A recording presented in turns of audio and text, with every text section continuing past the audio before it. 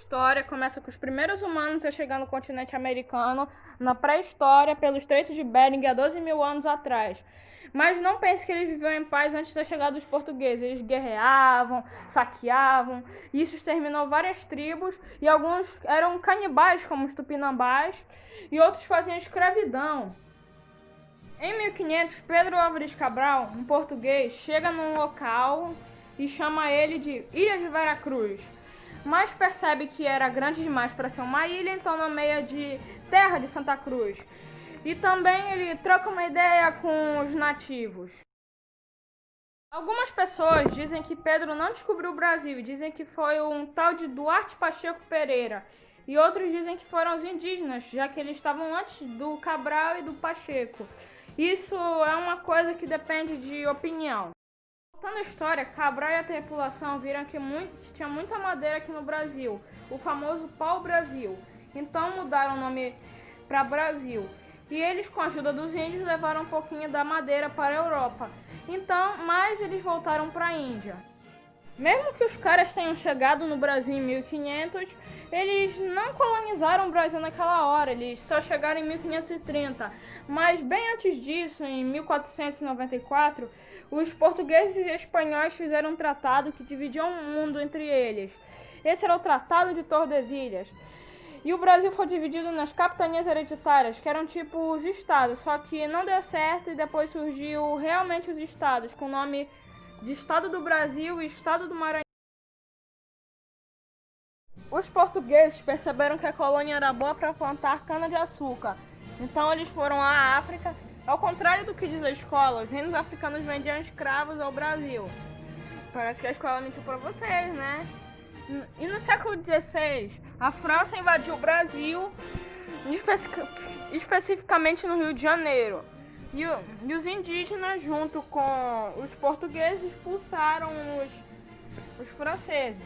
Mas os indígenas não gostavam dos portugueses e se rebelaram. E ainda Portugal e a Espanha entraram em conflito. Em 1580, o rei de Portugal morre em decorrência de uma batalha. E o mais próximo que iria suceder o trono português era o Filipe II, que era um rei espanhol, ou seja, ele era da Espanha. Então Portugal e Espanha se uniram e formaram uma grande e poderosa união chamada União Ibérica, desculpa por falar tantas vezes união, que durou muito tempo, até 1640 mais ou menos. E então o Tratado de Tordesilhas é anulado e Portugal se expande no Brasil com os bandeirantes, e eles buscavam indígenas e ouro. Os indígenas eram para ser escravos e ouro, claro, para os caras ficarem ricos. Durante a União Ibérica, os holandeses invadiram o Nordeste e alguns anos depois ocorreu a Guerra Luso-Holandesa, onde os portugueses, brasileiros, indígenas e até alguns escravos lutaram contra o domínio holandês. E eles só terminaram isso depois do fim da União Ibérica. Mas os holandeses levaram açúcar do Nordeste para o Caribe. E como os holandeses eram melhores em plantar cana-de-açúcar, Portugal e o Brasil... No fim do século XVII, os caras encontram ouro em Minas Gerais. Mas os franceses invadiram o Nordeste dessa vez.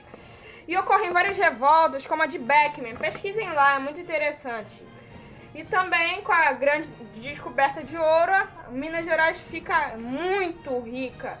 E até faz a capital mudar para o Rio de Janeiro, agora a nova capital do Império. Mas como Minas tinha muito ouro, é claro que os caras iam querer se separar em uma hora, como aconteceu nos Estados Unidos. Então eles encontram a solução, que era uma lei chamada derrama. Mas os mineiros se revoltam Os mineiros se revoltam na Inconfidência Mineira, claro. Mas não dá certo, eles são derrotados e Portugal prende e mata uma pessoa só. Um cara que você deve já ter ouvido o nome na sua vida. O nome dele é Tiradentes.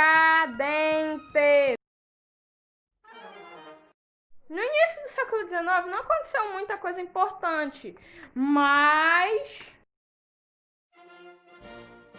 Como veremos em outro vídeo, Napoleão invade Portugal e a família real portuguesa vem para o Brasil, onde Dom João VI moderniza o Brasil, criando o Banco do Brasil e outras instituições.